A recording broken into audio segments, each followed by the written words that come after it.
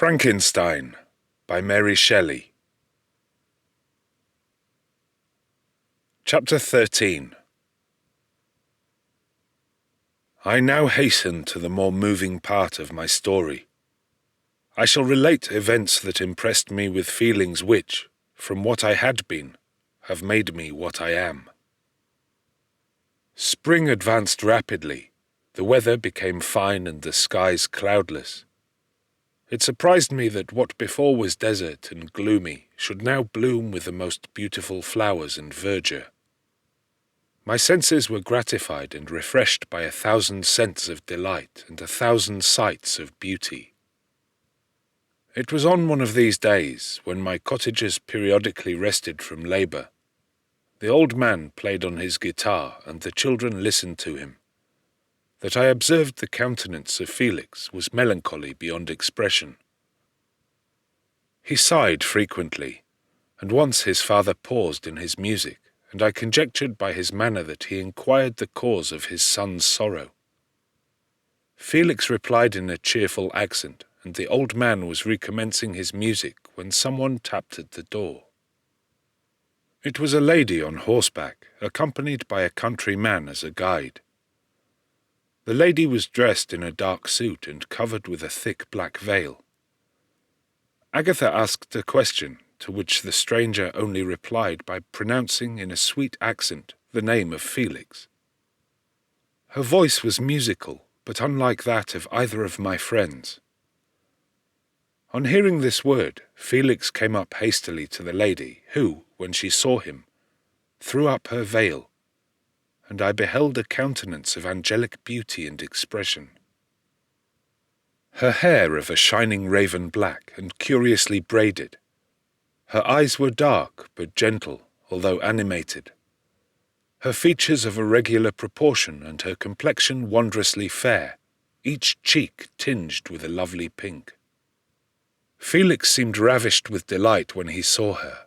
Every trait of sorrow vanished from his face, and it instantly expressed a degree of ecstatic joy, of which I could hardly have believed it capable. His eyes sparkled as his cheek flushed with pleasure, and at that moment I thought him as beautiful as the stranger. She appeared affected by different feelings. Wiping a few tears from her lovely eyes, she held out her hand to Felix, who kissed it rapturously, and called her, as well as I could distinguish, his sweet Arabian. She did not appear to understand him, but smiled. He assisted her to dismount, and dismissing her guide, conducted her into the cottage. Some conversation took place between him and his father, and the young stranger knelt at the old man's feet, and would have kissed his hand, but he raised her and embraced her affectionately.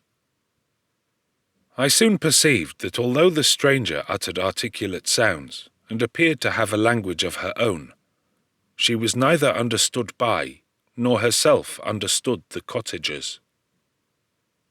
They made many signs which I did not comprehend, but I saw that her presence diffused gladness through the cottage, dispelling their sorrow as the sun dissipates the morning mists.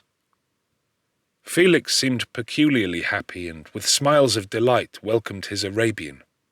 Agatha, the ever-gentle Agatha, kissed the hands of the lovely stranger, and pointing to her brother, made signs which appeared to me to mean that he had been sorrowful until she came.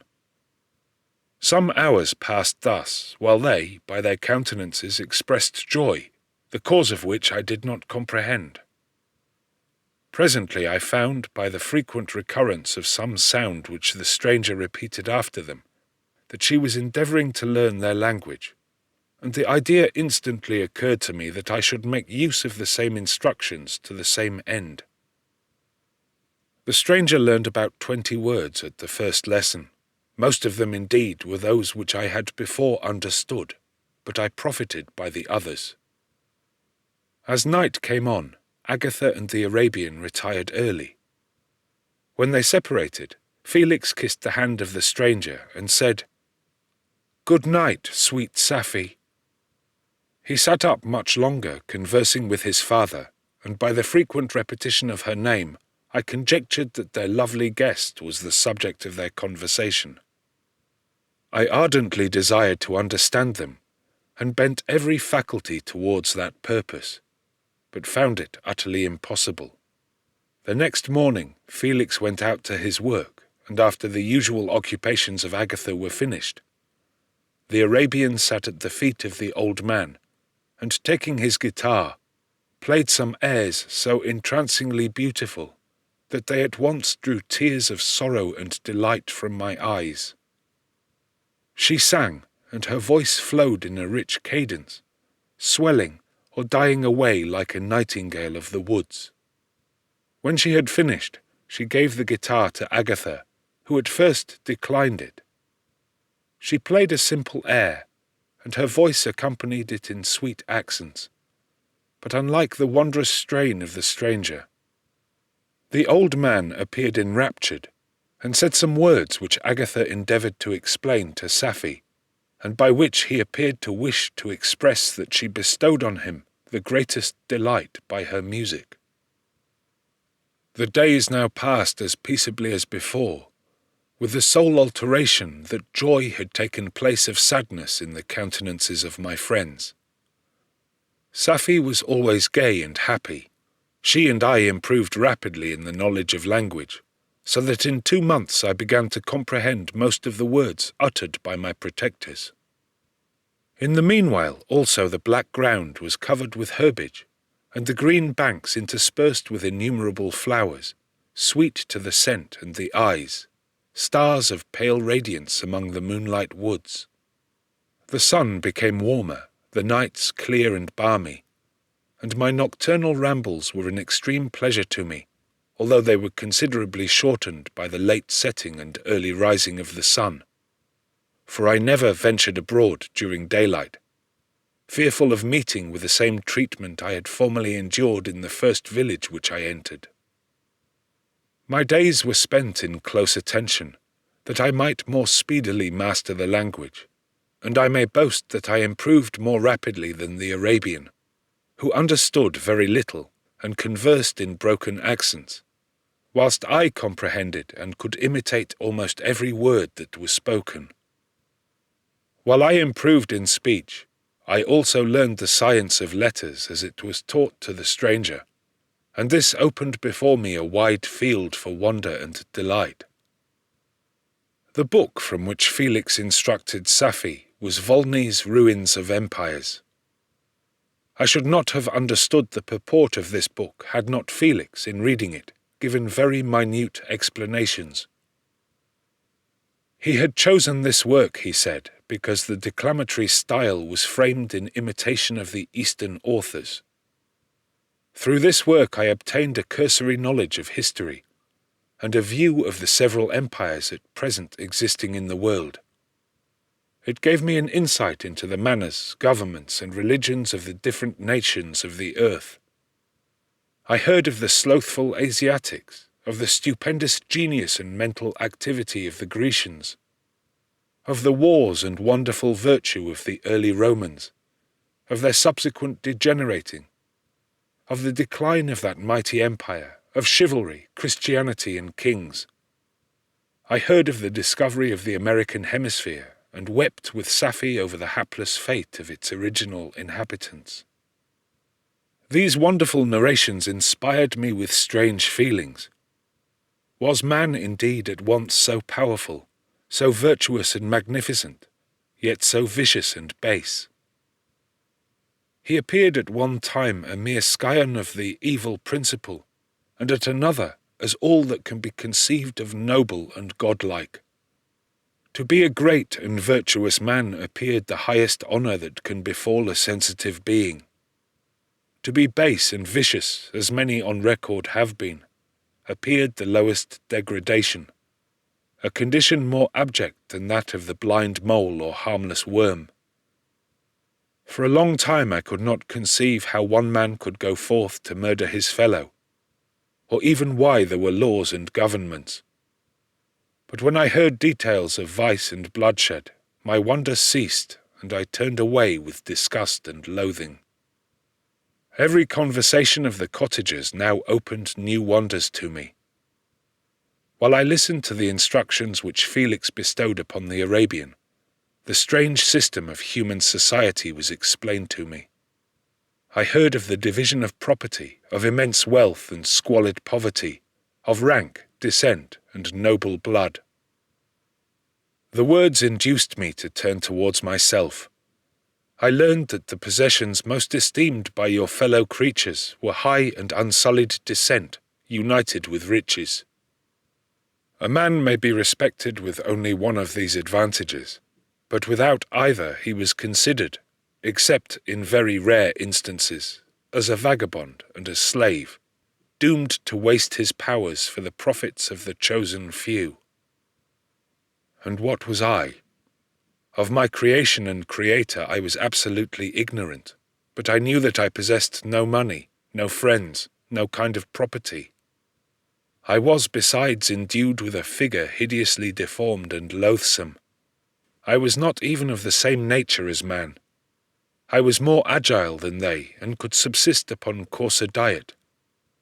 I bore the extremes of heat and cold with less injury to my frame. My stature far exceeded theirs. When I looked around, I saw and heard of none like me. Was I then a monster, a blot upon the earth, from which all men fled and whom all men disowned? I cannot describe to you the agony that these reflections inflicted upon me. I tried to dispel them, but sorrow only increased with knowledge. Oh, that I had forever remained in my native wood, nor known nor felt beyond the sensations of hunger, thirst, and heat. Of what a strange nature is knowledge! It clings to the mind when it has once seized on it, like a lichen on the rock. I wished sometimes to shake off all thought and feeling, but I learned that there was but one means to overcome the sensation of pain, and that was death, a state which I feared, yet did not understand. I admired virtue and good feelings, and loved the gentle manners and amiable qualities of my cottagers. But I was shut out from intercourse with them, except through means which I obtained by stealth, when I was unseen and unknown, and which rather increased than satisfied the desire I had of becoming one among my fellows. The gentle words of Agatha and the animated smiles of the charming Arabian were not for me. The mild exhortations of the old man and the lively conversation of the loved Felix were not for me. Miserable, unhappy wretch. Other lessons were impressed upon me even more deeply. I heard of the difference of sexes and the birth and growth of children, how the father doted on the smiles of the infant and the lively sallies of the older child, how all the life and cares of the mother were wrapped up in the precious charge, how the mind of youth expanded and gained knowledge, of brother, sister, and all the various relationships which bind one human being to another in mutual bonds. But where were my friends and relations? No father had watched my infant days. No mother had blessed me with smiles and caresses. Or if they had, all my past life was now a blot, a blind vacancy in which I distinguished nothing. From my earliest remembrance, I had been as I then was in height and proportion.